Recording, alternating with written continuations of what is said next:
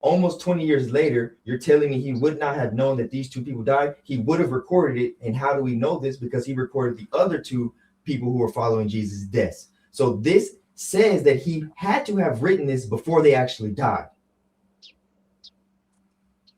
Yeah, I mean, I don't know what's the actual proof that Luke is the author of Luke and Acts. They confirmed. Firstly, what is the confirmation of that? Here's the scholars. I know, like what's the actual data that says Luke wrote because of the narration. The narration. So the scholars confirm this for one. If you don't want to, you don't have to believe me. Go look at the skeptical scholars.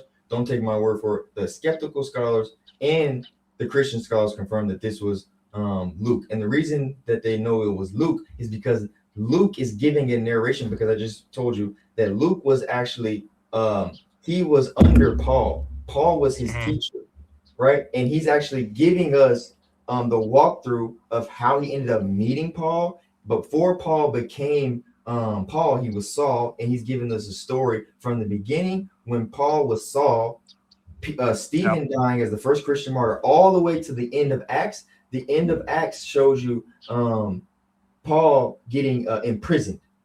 So, and he was following. They were together. So the reason we know this is because they were together. Luke is giving us a narration outside of Paul of the walk of all the main leaders, like Peter. He walked with Peter eventually, and he walked with Paul the whole time. And he's giving us that narration from the beginning to the end.